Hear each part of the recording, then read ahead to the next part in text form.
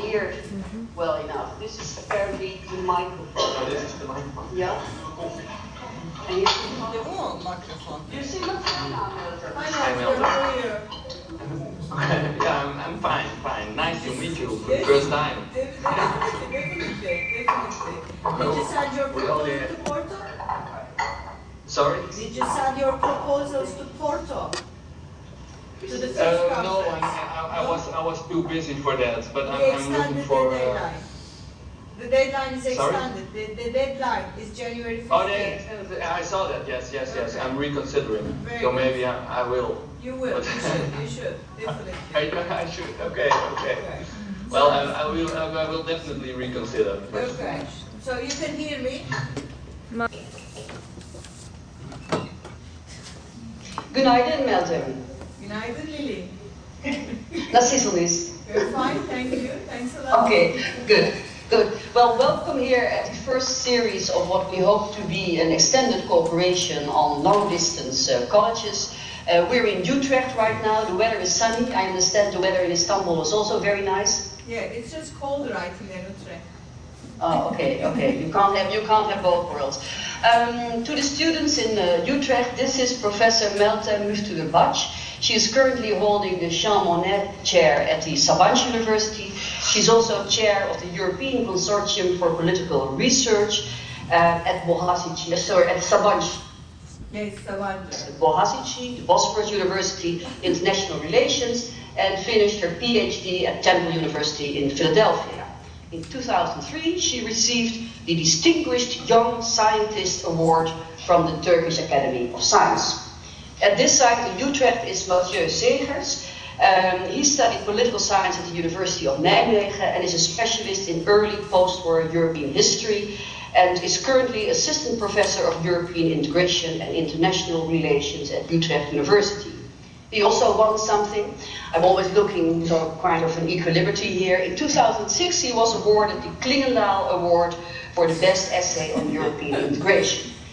Without further ado, I will give the floor to Mathieu, who will speak for about 3/4 of an hour. Afterwards, you will have the floor, and then we'll have questions for both sides, and then we are in for some intramural psychological assistance, I guess. Okay, Mathieu, it's all yours. Lily, thank you very much for your introduction statements. And before I start my lecture, let me please warmly welcome our digital counterparts in Istanbul, Professor Müftügürbaş and her students. Dear Meltem, I'm very pleased that we managed to pull this off with the support of the Turkey Institute. It's an exciting experience, I think. My lecture today will be on the early stages of European integration. In addition, I will explain some basic ideas which underpin the European integration process as we know it today. And I will end my lecture by drawing some lines from the history of European integration to the EU of today, with a special focus on EU enlargement. During the first part of this lecture, I will introduce to you the Frenchman Jean Monnet, the father of European integration, and explain the core elements of his thinking about European integration.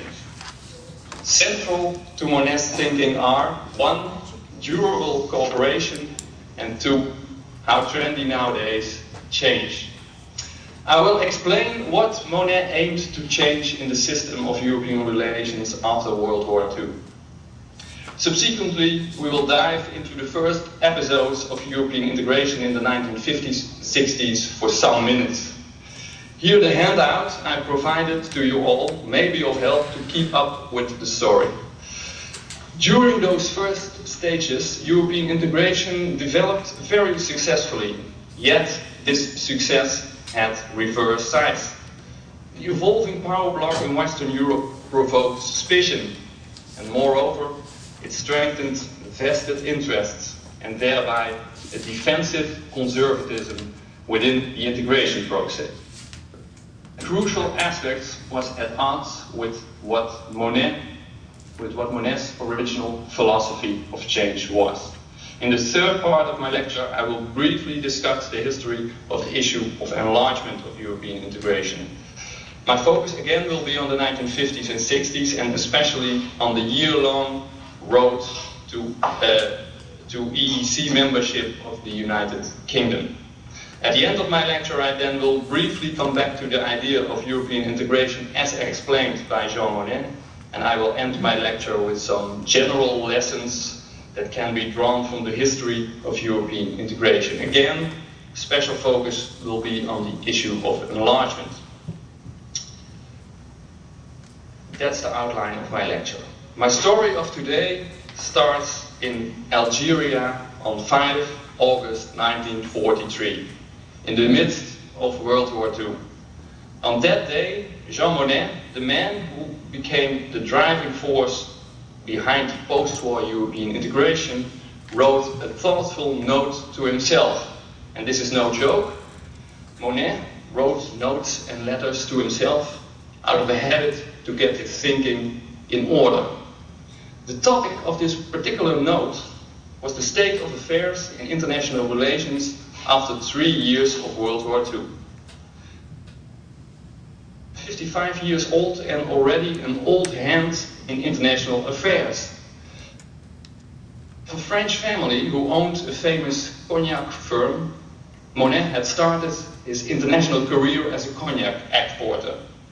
In this function, he had entered the impressive transatlantic network of the firm. But Monnet had not limited himself to the business of brandy trading alone. During the 1920s, he had been Deputy Secretary General of the League of Nations, and he had been head of planning regarding the British-American mobilization for World War II in 1940.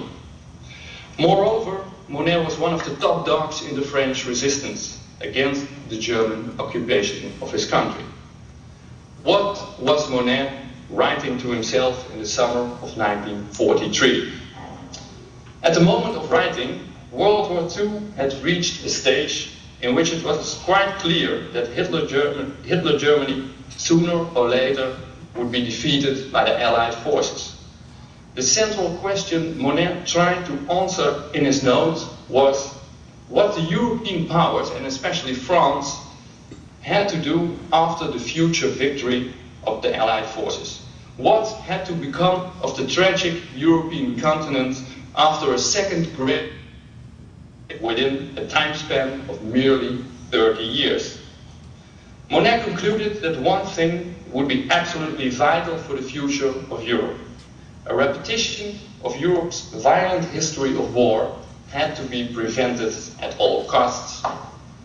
The solution Monnet came up with was quite innovative.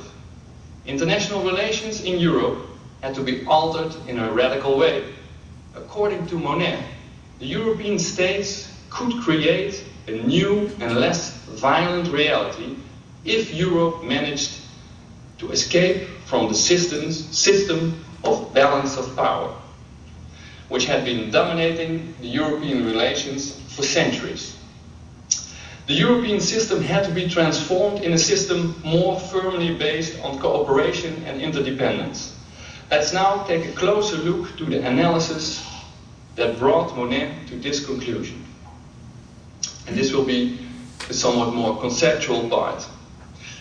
The system of states, which functions since the Peace of Westphalia in 1648, does not provide security. In other words, security is not a collective good in the society of states, and there are no rules which prevent violent behavior. After all, there's only one rule, and that rule is the sovereignty of the nation state. This means every single state represents the highest authority in the international system, and there exists no power above the states. In such a situation of anarchy, some say, the logic of the security dilemma seems almost inescapable. This logic works as follows. Since every nation state is responsible for its own security, every nation state will look for means to strengthen its power. For instance, by building up an army or by buying or producing weapons. However, this way of strengthening the individual or national security of a state, by definition, leads to increasing insecurity for the other states. In other words, your own security implies a threat to the others. If you plan to build a rocket shield in Poland and the Czech Republic, regardless of your intentions being offensive or defensive, this brute fact, the building of the rocket shield, will provoke feelings of insecurity among other states. It is exactly this situation of reciprocal distrust which builds the dilemma.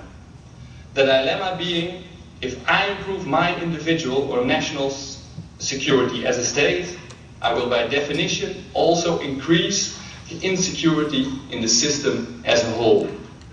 Improving security leads to increasing insecurity. That's the dilemma.